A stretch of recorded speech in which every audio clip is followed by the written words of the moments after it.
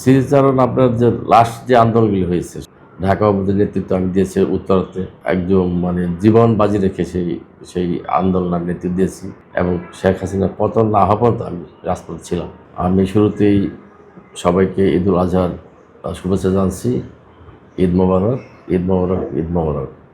আপনারা জানেন যে আমাদের মাননীয় প্রধানমন্ত্রী দেশনায়ক জনাব তারেক রহমান মাত্র 3 মাস যাবত উনি ক্ষমতায় কিন্তু আসছে, ঠিক না? তো 3 মাসের ভিতর তো আপনি যে কথাটা প্রশ্ন করলেন, সবাইকে তো মূল্যায়ন করা একদিনে সম্ভব না। ধাপে ধাপে ধাপে ধাপে উনি প্রত্যেকটা ত্যাগী নেতাকর্মীদেরকে উনি অবশ্যই মূল্যায়ন করবেন। আর রাষ্ট্র এবং দল দুটো কিন্তু দুই জিনিস। রাষ্ট্র সমগ্র দেশের জনগণের কল্যাণে রাষ্ট্রের জন্য কাজ করতে হবে, আর দলের যারা ত্যাগী নেতাকর্মী আছে তাদেরকে উনি মূল্যায়ন করবে, তবে একটু সময় লাগবে। আস্তে আস্তে সবাইকে উনি মূল্যায়ন করবে এবং দল এবং রাষ্ট্রকে উনি আলাদা করবে। যারা সরকার চালাবে তারা সরকারই চালাবে, আর যারা দল চালাবে তারা দলই চালাবে। এই জায়গায় কিন্তু এক করা যাবে না, সংগঠন একদিকে, রাষ্ট্র একদিকে। তো আপনি বললেন যে অনেকেই নাকি মনক্ষুণ্ণ বা ওনারা বলতেছে ত্যাগীদের মূল্যায়ন করা হচ্ছে না। 3 মাসে তো ভাই সবাইকে মূল্যায়ন করা সম্ভব না। আমাদের মাননীয় প্রধানমন্ত্রী জনাব তারেক রহমান ধাপে ধাপে সমস্ত ত্যাগী নেতাকর্মীদের অবশ্যই মূল্যায়ন করবেন এবং সবাইকে ধৈর্য ধরতে হবে এবং সবাইকে দলের সাথে থাকতে হবে এবং তারেক রহমানের নির্দেশনা অনুযায়ী আমাদেরকে চলতে হবে, জনগণের পাশে থাকতে হবে, জনগণের জন্য কাজ করতে হবে।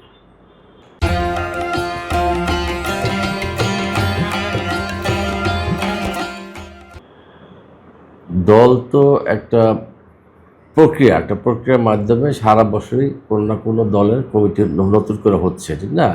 তো আমাদেরও বিএনপি যে ঢাকা মহানগর উত্তর বিএনপি যে কমিটি বা দক্ষিণের যে কমিটি, সেই কমিটি হচ্ছে দীর্ঘদিন যাবত আমরা আছি।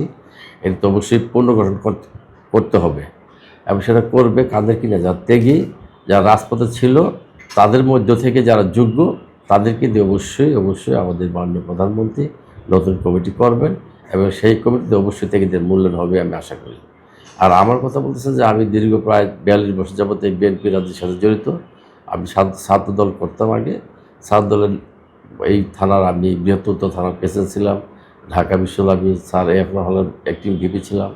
ঢাকা বিশ্ববিদ্যালয় ছাত্র দলে আমি যুগ্ম আহ্বায়ক ছিলাম এবং আমি বিভিন্ন পর্যায়ের ধাপ পের হয়ে কিন্তু আজকে এই পর্যায়ে আমি আসছি। তো আমি আশা করি, যেহেতু আমি রাজপথে ছিলাম, এই ছাত্র আন্দোলনের টোটালি কিন্তু আমি উত্তরাতে নেতৃত্ব দিয়েছি মহানগরের নেতা হিসাবে এবং রাজপথ ছিলাম, আছি এবং ভবিষ্যৎ থাকবে দলের সাথে। আমি আশা করি দল অবশ্যই আমাকে মূল্যায়ন করবে, আমাকে ভালো জায়গায় দল আমাকে নিয়ে যাবে।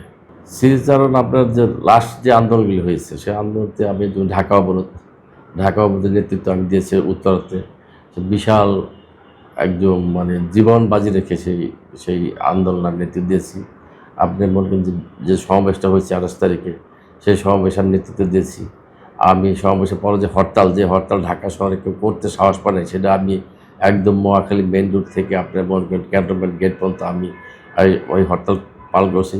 সরকারি প্রাথমিক কলেজের ছেলেদের নিয়ে এবং আমাদের গুলশান বর্ণী ক্যান্টনমেন্টের যারা নেতৃবৃন্দ তাদেরকে নিয়ে কিন্তু আমি একদম মেইন রাজপথে আমি আন্দোলন করেছি এবং শেষ মুহূর্তে যেটা আপনার 1, 2, 3, 4, 5 এই উত্তরাতে আমি বিএনএস সেন্টার সামনে থেকে আমি বিএনপি নেতৃত্ব দিয়েছি এবং শেখ হাসিনার পতন না হওয়া পর্যন্ত আমি রাজপথে ছিলাম শেষ পর্যন্ত।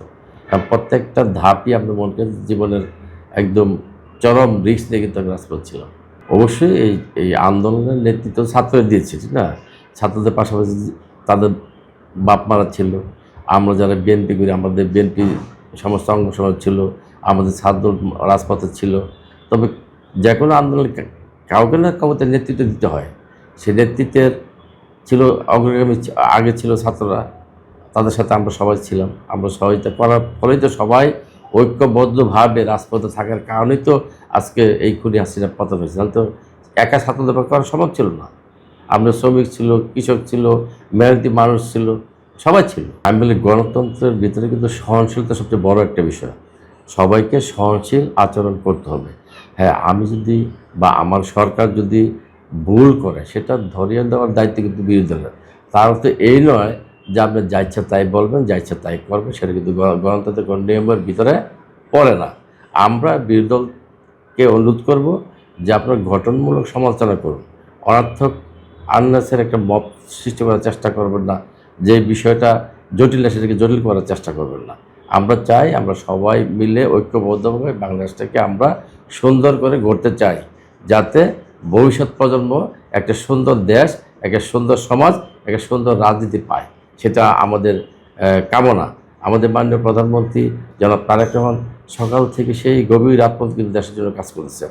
উনি দেখেন যে ফ্যামিলি কার্ড প্রবর্তন করেছেন, উনি কৃষক কার্ড প্রবর্তন করেছেন, উনি খালখন্ড কর্মসূচি গ্রহণ করেছেন, এবং আপনার যে সমস্ত কাজ জনগণের জন্য কল্যাণকর, উনি কিন্তু রাত দিন কিন্তু পরিশ্রম করতেছেন। উনি কিন্তু বিরোধী দলের প্রতি সহনশীল, বিরোধী দলের কিন্তু মন্তব্য উনি কিন্তু মেনে নেয়, কিন্তু বিরোধী দলকে বুঝতে হবে যে কোনটা ভালো মন্তব্য, কোনটা খারাপ মন্তব্য। আননেসেসারি দেশে অস্থিতিশীল পরিবেশ তৈরি করার চেষ্টা করা আমার উচিত না, কারোরই কাম্য না। কারণ দেশটা আমাদের সবার, সবাই মিলে আমাদের দেশটা করতে হবে তারেক রহমানের নেতৃত্বে। আমি মনে করি যে বাংলাদেশের সকল জনগণের আমাদের মাননীয় চেয়ারম্যান বর্তমান প্রধানমন্ত্রী জনাব তারেক রহমানের পাশে থাকা উচিত। কারণ ওনার মতো একজন যোগ্য, সৎ এবং দক্ষ রাষ্ট্রনায়ক এই মুহূর্তে আমাদের প্রয়োজন ছিল, আমরা তা পেয়েছি, এবং ওনার উপর আমাদেরকে আস্থা রাখতে হবে। আপনারা দেখেছেন যে 3 মাসে উনি যে কাজগুলি করতেছেন বা করছেন, সেই কাজ দেখে বোঝা যায় যে সামনে আমাদের দিনগুলি কেমন যাবে। আর আমাদের নেতাকর্মীর উদ্দেশ্যে একটা কথা বলবো, আমাদের মাননীয় প্রধানমন্ত্রী যেটা বলেছেন যে জনগণের পাশে থাকুন, জনগণের কাছে রাখুন এবং জনগণের কল্যাণে কাজ করুন। আমাদেরকে এই কথাটাই মাথায় রেখে আমাদের জনগণের জন্য কাজ করতে হবে। রাজনীতি তো জনগণের জন্য, ঠিক না? রাজনীতি তো ব্যক্তি লাভবান হওয়ার কোনো সুযোগ নাই। যেখানে দেশ এবং দেশের মানুষ, তাদেরকে নিয়ে আমাদের চিন্তা ভাবনা করতে হবে। ব্যক্তি চিন্তা বাদ দিয়ে দেশের চিন্তায় আসুন আমরা সবাই এগিয়ে আসি এবং মাননীয় তারেক রহমান সাহেবের হাতকে শক্তিশালী করে এবং ওনাকে আমরা সহায়তা করি। সেটাই হচ্ছে আমাদের নেতাকর্মীদের এবং আমাদের দেশবাসীর প্রতি আমার আহ্বান।